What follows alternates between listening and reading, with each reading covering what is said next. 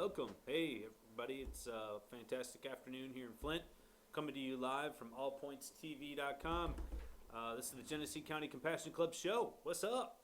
It's October. We're winding down the fall season. I know the outdoor growers are in full effect, bringing down their medical marijuana. And as you can guess, if you didn't already know, this show is about medical marijuana. I got John in the studio. What's up, John? Not much. Well, quite a bit.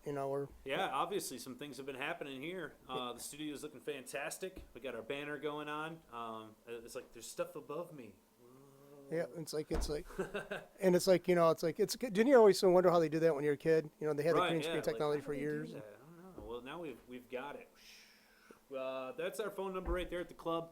If you have questions or you want to talk to the staff down there, you can call that number Tuesday through Saturday whenever we're open, 10 to 6, and we'll do our best to answer your trivia questions. But anyway, hey, welcome. We've got a great show for you. I want to talk about what's happening down at the Compassion Club, and also give you guys a chance to call in if you want. The number here is 810-208-1854. If you have questions or comments, we'll take them in stride. We'll also let you know what's going on with medical marijuana around the country, give you an update as to what's been happening. Man, it's been busy. The frost is here, so I know everybody's been busy working their gardens outside, bringing those puppies down. Make sure you got your dehumidifiers going, and watch out for that humidity. The mold is here, so definitely watch out for that. But as far as Michigan goes, obviously we've got our elections coming up here right around the corner here this next week. So make sure you mark down on your calendars. Make sure you talk to the boss, whatever you got to do. Get the time that you need to take to go make that vote. Make your vote count. So get out there next Tuesday. Don't forget, we've got some big elections going on here. Obviously, the gubernatorial race. We've got a couple important ballot questions on there if you're concerned about Michigan wildlife. There's a couple ballot questions there you want to pay attention to. And then, of course, we've got our local officials, our state representatives, and our federal senators. So some big, important people to be deciding about. And you want to make sure that next Tuesday, you guys get yourself down to the ballot box. It's the only way to really, voice your opinion. So your votes do still count, all right? So get out there. You guys, if you're not sure about your choices, there's many different sites out there to check out all the different candidates, and you guys can figure out what the ballot questions are, so on and so forth. I think there's also a couple local ones here. We got the Genesee County Parks Millage. That's a renewal, I do believe, so it's not like we're adding tax on there, so you guys can check that out. And so yeah, just make sure you guys are ready for the elections. I know you guys are busy down there at the club, and across the world it's always busy. But next Tuesday, we only have to do this really once a year. I mean, I know there's a couple other little primaries and things that pop up throughout the year, but this is a big one. So get out there and make sure you vote. All right, guys. Speaking of voting, if you haven't been paying attention this year, hello, wake up. We've got 2 more states that are looking to legalize cannabis for recreational purposes. There's Alaska and Oregon. So voters out there this next week are going to be voting on those 2 ballot questions. There's also a number of medical marijuana ballots going around the country. Florida's one of them. So you definitely want to check these out. We'll be viewing the results next week on the show here, so you don't want to miss that episode. We'll let you guys know what's happened with all the votes, provided that all the votes are in and they're not still counting them. It surprises me, though, that we're ahead of Florida in, our efforts for at least the medical allowances and stuff like that. And honestly, John, I would say no, because Florida, to me, has always seemed to be more of a very conservative type of state. They've got an elder majority population, you know what I mean? So it's a little bit more reverse in thinking, if you will. Okay, backwards. That makes sense. You know what actually the biggest export from Florida really is? Disney. No, actually the biggest export is bodies of snowbirds being shipped back north. After they died down there, their bodies being shipped back up. That was a few years ago. That's a very ghoulish statistic, but that's accurate. That's the biggest export? That's a business. I thought it would be citrus.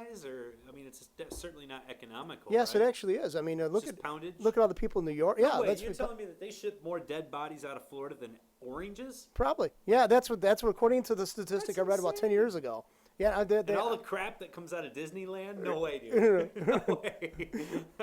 Actually, you know what? You're probably right, because I bet you that all the Disney stuff isn't manufactured in Florida, so it's not like they're shipping it out of anywhere. Right. They're just all shipping out of China. Yeah, it's going from Florida. But the oranges. What about the oranges? The oranges actually are not the major crop, but the major export though. It's just really weird. It's dead bodies. Because it's bodies going back to their they're like New wherever Jersey, New they York, come from. Michigan, Yeah. Ohio. All the snowbirds they call them. But That's what they used to go. they do have a large retirement population down there. It's a great place to spend the winter. So they have it doesn't really surprise me that as far as in medical marijuana terms that they're behind the times. But they have an opportunity here to get with the times. So we'll see. I mean, I know there's a lot of people here in Michigan that got family down there, or maybe they go down there themselves, so it can affect us. And obviously, the more states that we get on the bandwagon here, the closer we are to a majority. I mean, we're not that far away right now. We've got 23 states, I believe. So at any rate, we'll be checking out the election results next week. We'll be sharing those with you guys, and looking forward to your comments and feedback on that as well. So it's always fun and exciting. As far as club stuff, I know that we've got a soup kitchen coming up here in a couple weeks. I think more soon than that. Man, that's some great language for you, huh? Go back to English arts.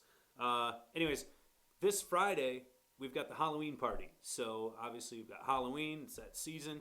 So down at the club, guys want to be in the spirit, wear your costumes, have fun, and it should be lots of good times. So get down to the club on Friday, especially Friday night. I'm sure it's going to be jamming. So you want to check that out, and hey, I'm sure there's plenty of treats down there, right? Right? That's what it's all about. Some candy. Get some candy. Don't mix up your medibles. There's always, of course, this time of year we're even starting to get used to this now of the medible scare that they like to put out there in the media. That like somehow they're going to be sneaking out pop brownies to kids on Halloween. I think this is preposterous, of course. What's that, John? I can see now somebody does pass out pop brownies or candies. This is ridiculous. Well, it's look how much money that costs to produce. You know how hard it is to get medication? I mean, most patients are in need of medication. You think they're going to be just doing stupid stuff like that, irresponsible, and then giving away their meds on top of that? Of course not. This is ridiculous. I mean, you don't hear about them giving out prescription crap either. That's terrible. This will be back in the old days when you had to have your mom check out the caramel apple, make sure there wasn't a razor blade in it or something like that. Make sure your donut was a powdered donut, not actually arsenic or something. I mean, this is whatever. It's baloney. It's just crap that they stew up in the media to scare you. And I mean, who gives out homemade baked goods on Halloween anyways? I mean, I haven't seen that stuff in a Halloween bag in years. I've got young kids.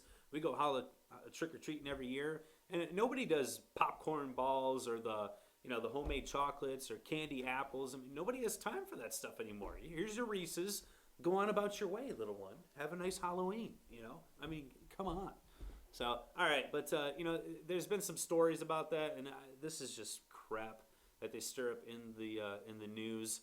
Not really something you need to be concerned about, but, you probably need to be more concerned about where is your prescription medication at home. Is it locked up? Are your kids, accessible to that? That stuff's dangerous. It could kill them. All right, let's talk about some other stuff. Don't forget about the Halloween party. Went off on a tangent there. Forgot about that. Dress up, have fun. Have a safe Halloween. I know that hopefully we're all hoping that the weather's going to cooperate, but I'm sure it won't because it's that time of year and it is Michigan. So bundle up and watch out because right behind Halloween, it's natural. You got all that sugar. Everybody's been out in the cold and the rain, and now it's flu season. Well, you wonder. Did you ever hear about that joke about you're from Michigan when you actually designed your mom designed your Halloween costume with being able to with in mind to have a jacket over the top of it or be a worn over jacket? Absolutely. Yeah. I mean, we've had snow actually many happen. times. Yep. And if it isn't snowing, it's cold rain or something like that. I mean, I can remember the times in my life when it was nice on Halloween. Put it that way. You know what I mean? It usually is not the time of year to have great weather. At least not here in Michigan. But at any rate, guys, have fun. Have a good Halloween. And get down to the club and have some fun. All right? Next event coming up that I want to mention, like I said, I got the Soup Kitchen. That's the first Friday there in November. And also, November is our food drive month. So if you could remember, members, when you come into the club in November, bring a canned good. We're going to be doing the food drive. We like to collect this once a year. And we like to do a big donation as well. So if you can't bring canned food, bring cash if you can. And we'll be giving that as a donation to the North End Soup Kitchen along with all the canned foods. And this is something we like to do. It's fun to be a part of it. It's fun to see all the cans pile up in the club. And we need your help to do that. So in November, remember, clean out your pantry or your cupboards, whatever. Grab that thing that you thought this will be fun at the store. You're thinking, I'm going to cook this up, try something new. And then you pull it out 8 months later out of the cupboard and be like, what is this? I don't even know how to cook with this. Bring it down, give it away. It's the perfect stuff, all right?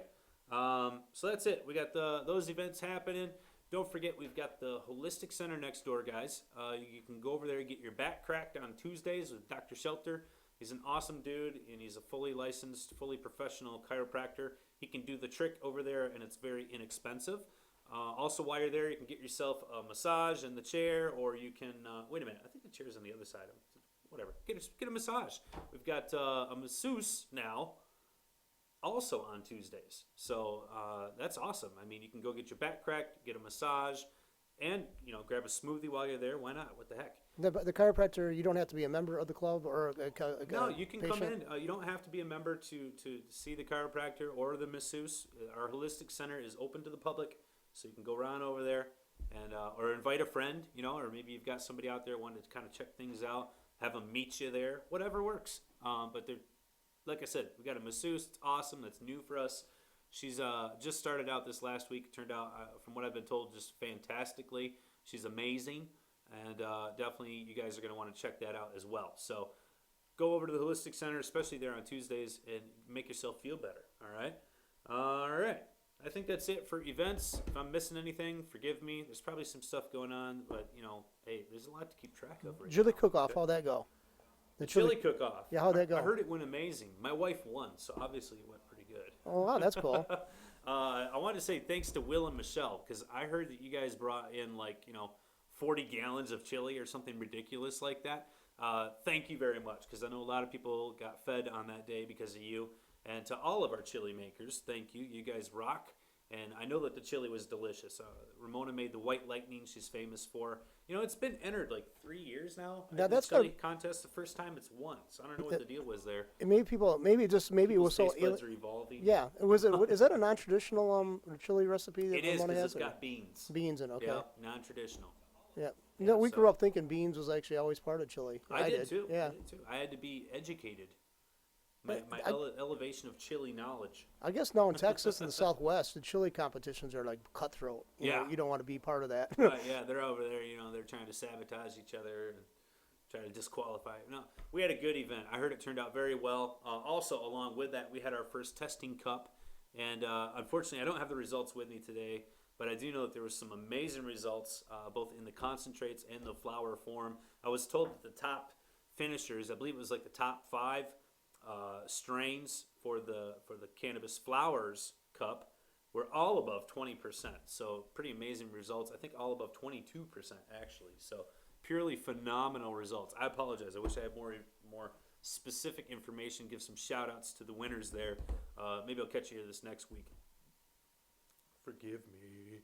But at any rate, that went down as well, John. So that was pretty ecstatic to have our first testing cup and to have such amazing entries as well. The concentrates were 90%, something ridiculous. I don't usually do this, and to put you on the spot, I still like to see you guys expand that beyond the club, though. I would really like to see that. Would get you so many followers as well as people. Oh, the chili event. The chili cook I was event. thinking testing.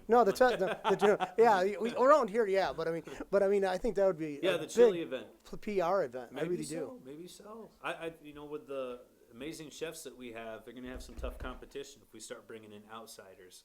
They don't have the palate that's been developed by years of cannabis use. Is that kind of try to get these guys really going on this so they can actually? I think it'd be a good idea, though. I mean, charge admission. You can always give a portion of the proceeds to some charity or something. Which we do often, anyways. So that's pretty cool. Yeah. All right, John. We'll take it under consideration here. Maybe next year. We'll let you in on it. I think that's what it is really here. Is John just wants to compete. Yeah, that's right. I admit that. I mean, he's dying to get in there. Because I've never been to one of those, and I'd really like to see that. And I mean, I can understand the rules, but I mean, I think that would be basically a great focal point for your club. I really do. We'll have to take it into consideration for next year's chili cook-off. Definitely. All right, I got some news I wanted to share with you. There's been a few things that have happened around the country in regards to cannabis. So I'll let you guys in on that. You can check this out for yourself. Go to tokeofthetown.com. It's pretty cool. They've got all kinds of news and stuff that's reported from around the web.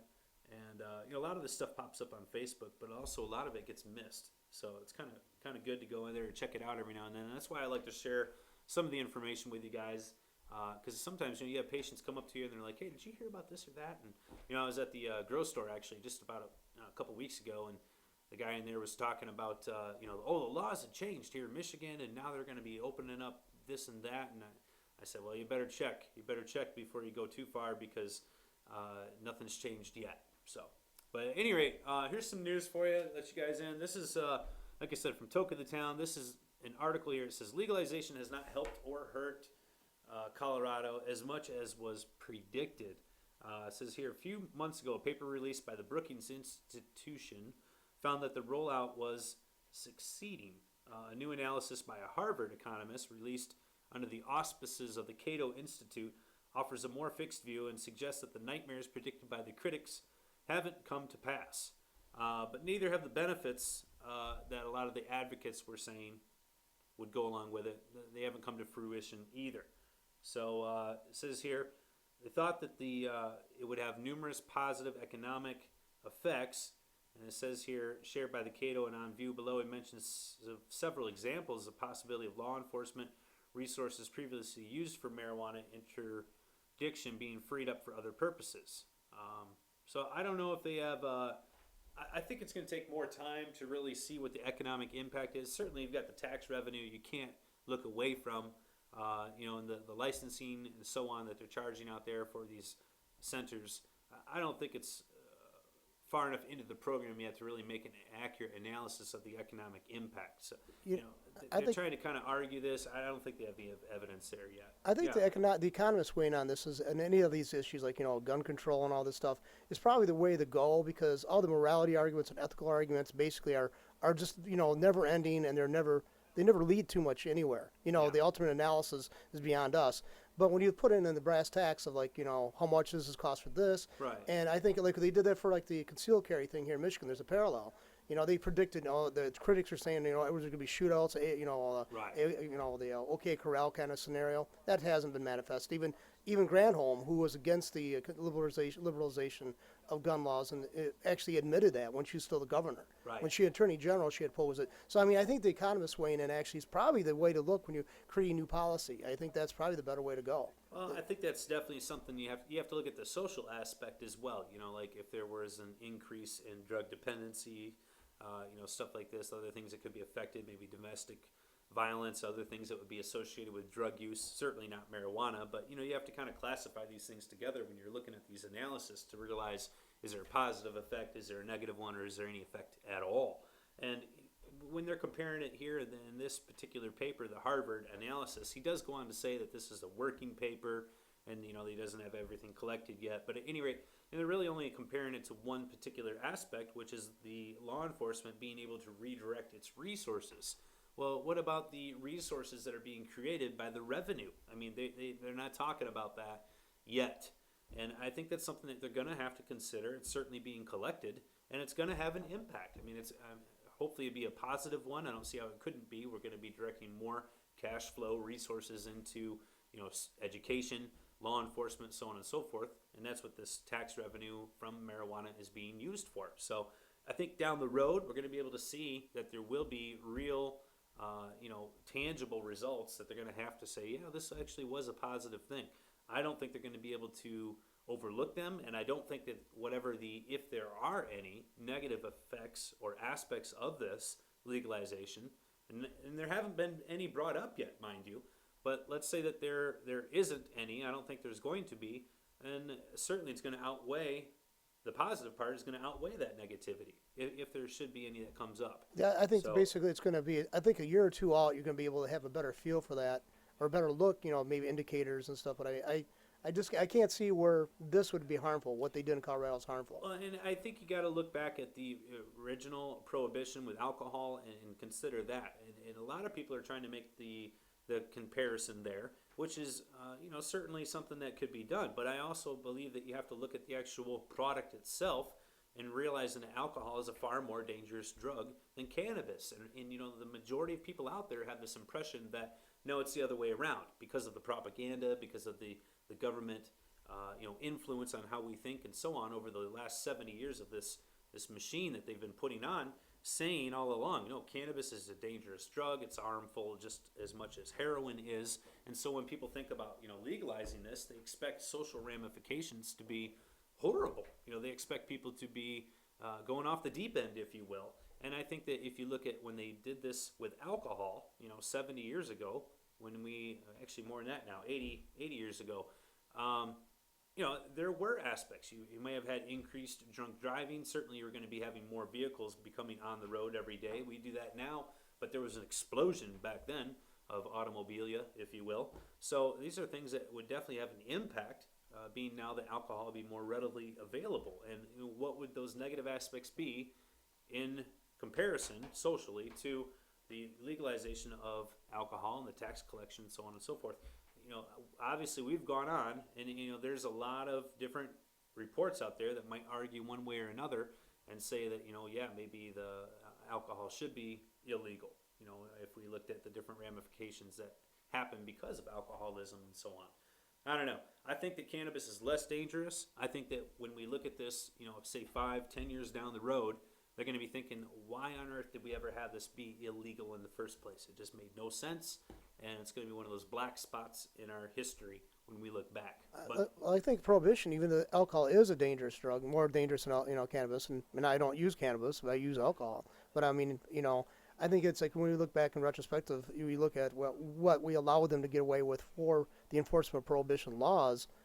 We realized what we did. We slid down that slippery slope of civil liberties being diminished and everything else. I mean, unintended consequences of prohibition was never even a question. There was never even a forethought about that. And basically, they backpedaled on that, but the damage was already done. The creation of the modern mob is probably could be directly tied to prohibition. Well, yeah, I mean, let's face it, there wouldn't be a black market if there wasn't prohibition. They go hand in hand. All right, let's see what else we got here. Some other news articles I can share with you guys for this week. There was another one I was checking out here. This was on Leaf Science. You can check this out yourself. It's a new study suggesting that pharmaceutical version of THC may be an effective treatment for non-cardiac chest pain. It says here about 23% of the adult population, or 70 million Americans, experience non-cardiac chest pain at some point in their lives. And while chest pain is often related to the heart, many aren't aware that the digestive system can also be a major trigger as well. Acid reflux being one of the most common of these non-cardiac chest pains. So could THC help? Well, I think it could.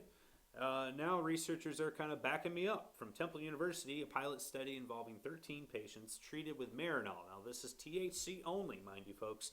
No CBDs, no CBGs, none of that. Just THC only. And it says here the novel study has promising findings in future treatment for these patients. They seem to increase their pain tolerance and reduce the frequency and intensity of chest pain. And it says here the pill was given twice over the course of 4 weeks. So obviously pretty low doses that were being administered. Again, THC only, as it was administered in Marinol form. But it's good to have these studies show up. I mean, the more legitimate, recognized institutions that find these studies, go out and do them, conduct them, and have these positive results, of which most of us who are in the medical marijuana program could already attest to. We already have mountains of anecdotal evidence supporting these studies, but it's good to have the studies as well, because then people who don't believe it have more reason to change their mind, if you will. So at any rate, it's kind of cool. A good study. It says here a 2013 study that compared pain relief from THC pills versus vaporized cannabis found that pills took longer to work but had a longer lasting effect. And I would attribute that probably because of the fact that typically ingesting it is going to last longer than inhaling it, period. And again, most of you out there are already aware of this. It's obvious through anecdotal evidence. But again, good to have these studies and good to have more recognized places pop up. This is Temple University. Certainly you guys have heard of that. Even us who aren't in the whole study thing, whatever, you guys, Sweet 16. I mean, come on, Temple's always in the Sweet 16. But Another thing is too, like acid reflux. You never heard of Yeah. that 25 years ago. Now they got Prilosec and everything else. So Sam, who does a show about the community parent, Yeah. points out that so many thousands of people each year die from Prilosec. Wow. I mean, and that's something for acid reflux. We would take like basically like I'm not saying And Pepto. I would but- never think of an but- antacid or something like that, Yeah. as something that could kill you. Really? Yeah, but and so I was wondering if Wow. if that was one of those ailments or conditions that they were using that for. Like, It was. It was is that- yeah. specifically listed. Yeah. Yeah, as so the acid reflux yes, being one of the things. Yeah, so acid reflux, if Prilosec kills people, we know certainly that Marinol wouldn't do it. And we also know marijuana in its purest form wouldn't cause death. Yeah. So, I mean, that's just the automatic no-brainer. I mean, it's like, I'm not going to use Wow. Prilosec. Yeah, but That's amazing. Yeah, Prilosec, I think it was like 16,000 deaths a year. Well, attributed to it. and speaking of this, we actually had a person at the club, and actually this person is no different than quite a few other people that I've experienced this with, but have been able to dramatically help their blood sugar and their heart rate by using marijuana in its Simpson oil form, but in its raw form, either way, having amazing results in both of those things, blood sugar and heart rate. So, I mean, I think it's just amazing what this medicine can do, and that it can be used for so many different things.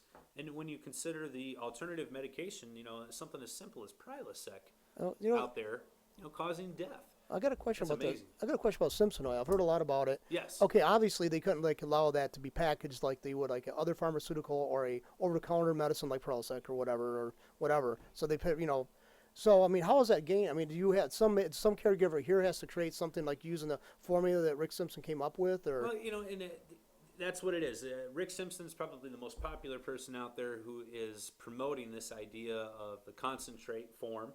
And what it really is a simple reduction of the flour form. It's using alcohol to strip off the trichomes and then allowing the alcohol to evaporate out so that you're left with sort of a green paste, if you will. And this is it's a concentrated form. It's got a higher amount of the cannabinoids in it than what the flour form does. And then the other key is that when people get this form of it, this oil, they're ingesting it. And that right there are the two major factors. Number one, it's concentrate. Number two, you're ingesting it. That allows the effect of the medicine to have a better effect than it would be smoking or vaporizing. And this is having an amazing effect on all kinds of patients and all different types of ailments.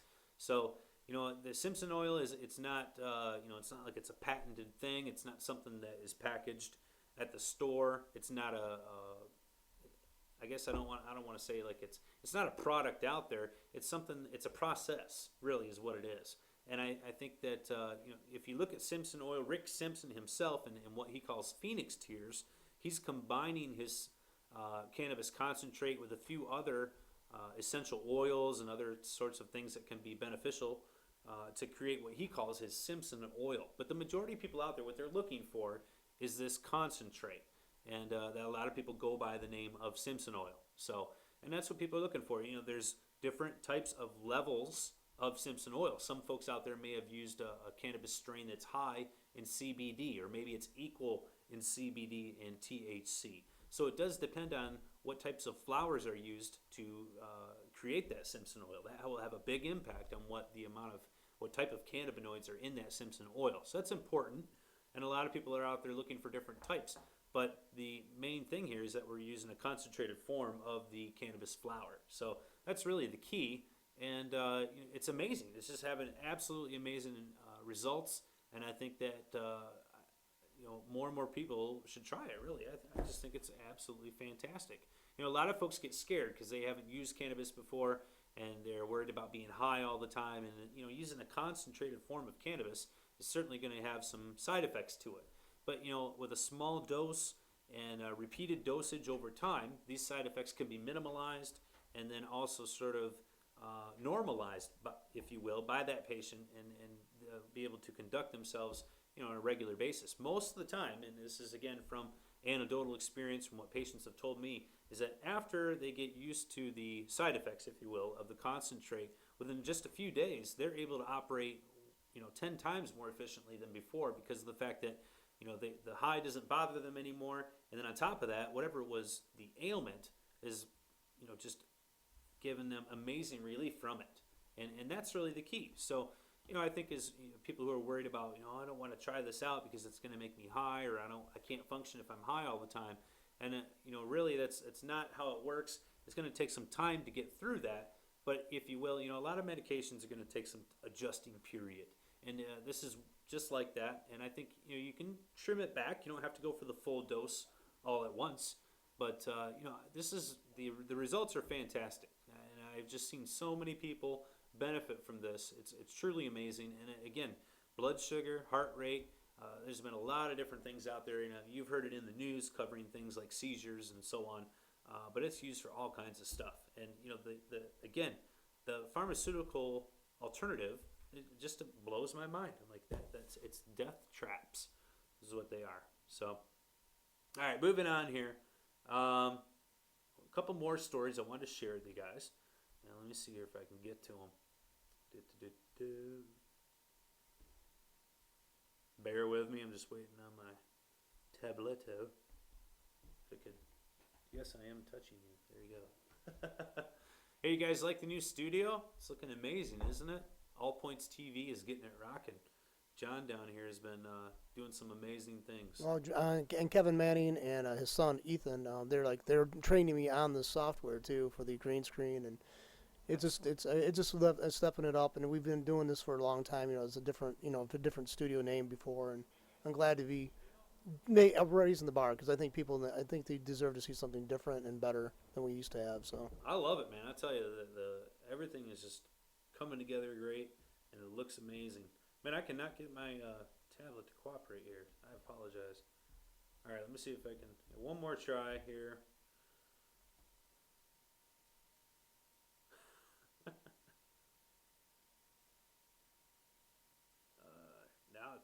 Now we're working.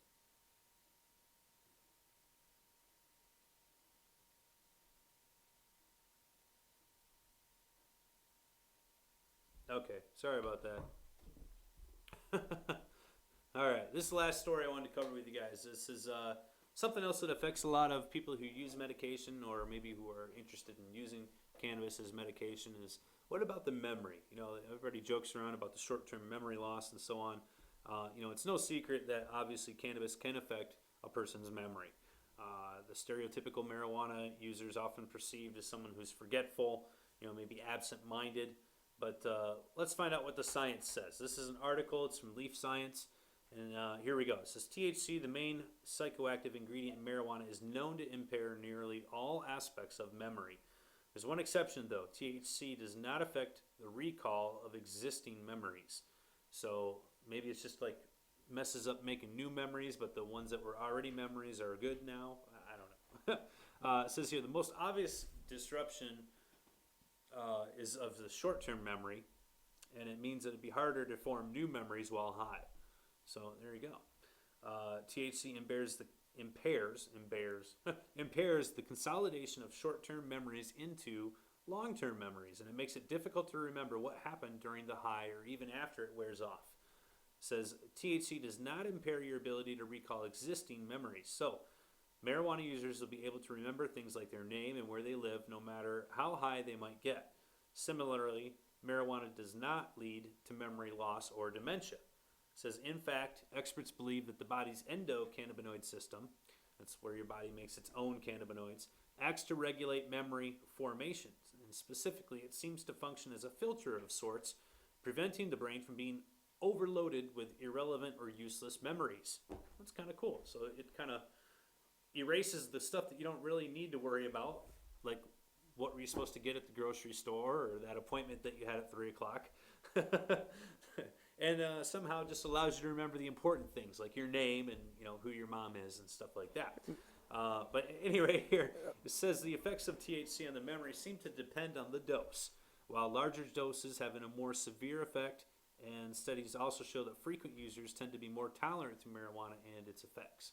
I remember a few years ago I don't know if that's the findings on that study has actually been disproven, but I remember reading just caffeine.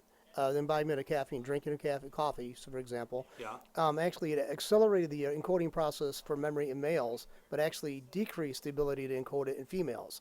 That was the initial findings that I saw several years, about 20 some years ago. So I if don't know you're a guy and you smoke weed, and you should drink coffee and then kind of counteract. I don't know. I know it's like maybe I don't, but it's just weird that I don't know if they ever countered those or came up with anything that indicate counters that. But yeah, but I just thought that was kind of just something that's so common as caffeine had a difference between the two sexes allegedly. Well, this is kind of interesting here in regards to the marijuana because a lot of folks when they're talking about using cannabis for treating PTSD, this is one of the reasons that they feel that cannabis may be effective in treating PTSD is because it allows you to sort of forget the things that really don't matter, sort of, erase those from memory and move on in a sense. And I think that that's kind of interesting. So some good things can be attained from this, memory loss, if you will. However, it says here, while memory impairment is a downside for most users, THC may help people forget bad memories.